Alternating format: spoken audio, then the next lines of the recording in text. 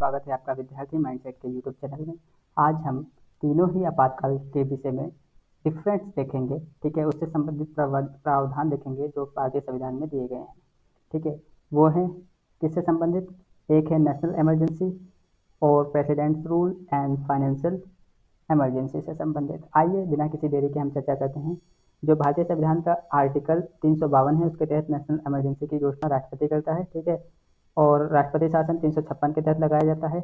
और financial emergency जो वित्तीय आपातकाल है वो अनुच्छेद 360 के तहत लगता है। आधार क्या है इनको लगाने के? ठीक है, नेशनल इमरजेंसी जो है या राष्ट्रीय आपातकाल युद्ध, भारी आक्रमण और सशस्त्र विद्रोह, तीन आधार हैं इसके आधार पर लगाया जाता है। राष्ट्रपति शासन जो है राज्य सरकार जो संवैधानिक प्रावधानों के अनुसार कार्य नहीं करती, तो उस केस में अनुच्छेद 356 के तहत राष्ट्रपति शासन लगाया जाता है। और वित्तीय आपातकाल जब जो भारत की वित्तीय स्थिरता और साख खतरे में होती है, तब वित्तीय आपातकाल की घोषणा की जाती है। घोषणा कौन करता है इसके लिए? जो राष्ट्रीय आपातकाल है उससे संबंधित घोषणा राष्ट्रपति मंत्रिपरिषद की सलाह पर करता है। राष्ट्रपति शासन राष्ट्रपति राज्यपाल की रिपोर्ट के आधार पर या अन्य स्रोत के आधार पर जो है राष्ट्रपति शासन घोषणा राष्ट्रपति करता है। राष्ट्रपति जो है वित्तीय आपातकाल की घोषणा मंत्रिपरिषद की सलाह पर करता है। संसद की मंजूरी।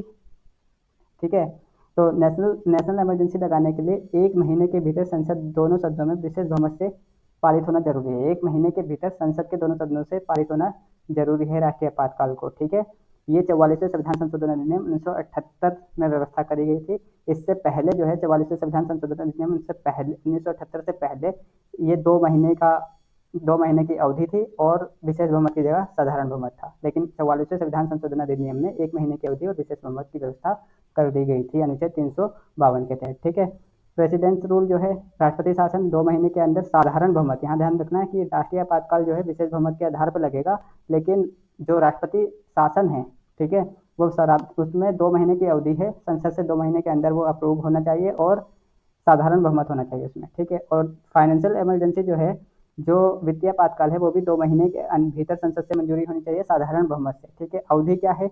देखो, 6 महीने तक चलता है राष्ट्रीय आपातकाल एक बार घोषित होने के बाद, और प्रत्येक 6 महीने के बाद लगातार इसको 6 महीने बाद संसद की मंजूरी के बाद बढ़ाया जा सकता है अनिश्चित काल के लिए। ठीक है, और जो राष्ट्रपति शासन है, राष्ट्रपति शासन भी 6 महीने तक चलता है। ठीक है, और अधिकतम 3 साल तक लगाया जा सकता है शर्तों सहित। शर्त क्या है इसमें? मान लो कि जो संसद है, ठीक है, केंद्र सरकार है या संसद है, उसको 1 साल के बाद भी राष्ट्रपति शासन को लगाना है। ठीक है, तो उसके लिए जो 44वां संविधान संशोधन अधिनियम 1978 उसमें 2 व्यवस्था करी गई।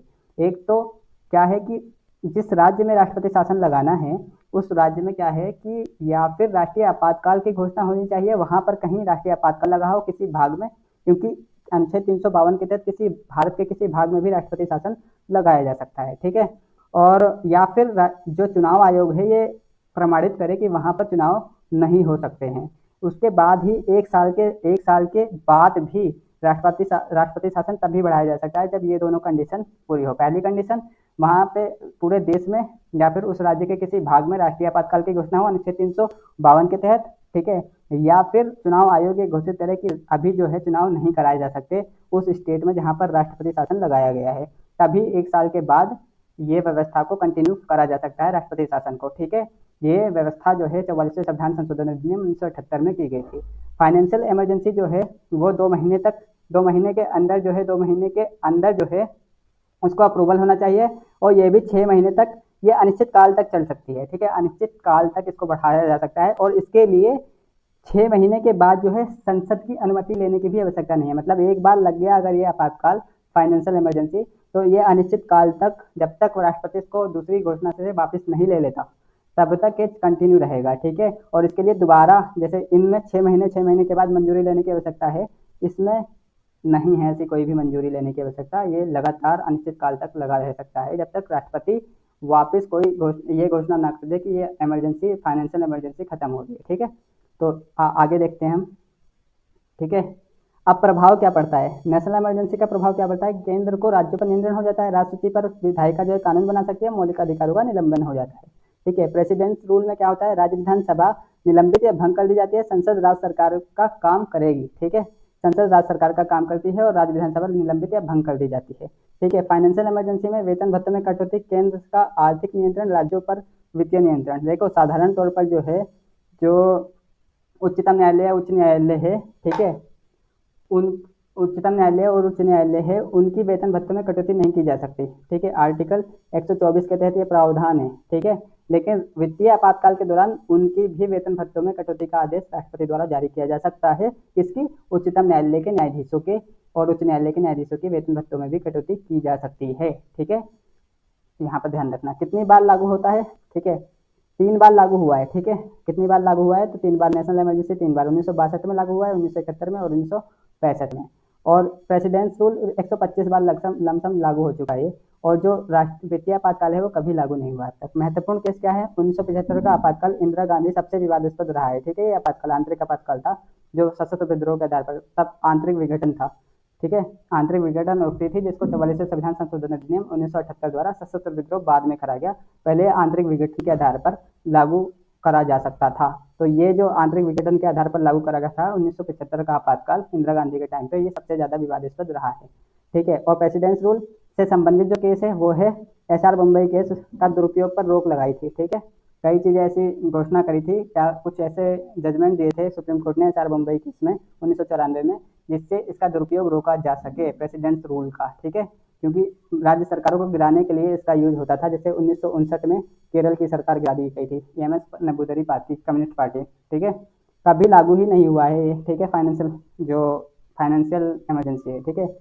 तो की फीचर डिफरेंस क्या है? विशेषता, राष्ट्रीय सुरक्षा और एकता को बनाए रखने के लिए नेशनल इमरजेंसी का प्रोविजन अनुच्छेद 352 में किया गया है, ठीक है। राष्ट्रीय एकता और सुरक्षा को बनाने के लिए प्रेसिडेंट्स रूल, राज्य सरकार असफल होने पर या राज्य सरकार जब संविधान सोच विचार पूर्वक संविधान की व्यवस्थाओं के विरुद्ध कार्य करे तब के लिए है व्यवस्था करी गई है 356 में, ठीक है। और आर्थिक स्थिरता बनाए रखने के लिए हमने फाइनेंशियल इमरजेंसी को लागू करने का प्रावधान अपने कॉन्स्टिट्यूशन में करा है, ठीक है। एक बात और बता देता हूँ कि प्रेसिडेंट रूल ना केवल सिर्फ हमारा जो आर्टिकल प्रेसिडेंट रूल जो है हम आर्टिकल 356 के तहत ही लागू नहीं होता, ठीक है। इसके लिए एक और व्यवस्था करी गई है जो है 365। इसमें क्या है? जब केंद्र सरकार निर्देश देती है, ठीक है, राज्य सरकार को कोई डायरेक्शन देती है राज्य सरकार को, और वो राज्य सरकार उस निर्देश को ना माने, ठीक है, तो भी राज्य सरकार गिराई जा सकती है या राज्य में राष्ट्रपति शासन लगाया जा सकता है। राज्य सरकार सॉरी गिराई नहीं है, मतलब राष्ट्रपति शासन लग सकता है उस समय पर, ठीक है। अनुच्छेद 365, बस अंतर यह है कि अनुच्छेद 356 में क्या है व्यवस्था? अनुच्छेद 356 ये कहता है कि जब राज्य सरकार संविधान के प्रावधानों अनुसार नहीं चलेगी, उस केस में केंद्र सरकार जो है राष्ट्रपति शासन को इम्पोज कर सकती है, किस पे? राज्य पर। लेकिन 365 क्या कहता है अनुच्छेद? ये बोलता है कि जब राज्य सरकार केंद्र के निर्देशों का पालन नहीं कर रही हो तो उस केस में राज्य सरकार पर राष्ट्रपति शासन लागू किया जा सकता है, ठीक है। आशा करता हूँ कि आपको ये वीडियो समझ में आई होगी और आपने इसको नोट करा होगा, ठीक है। अगले वीडियो में मिलते हैं। Thank you for watching this video. Thank you so much.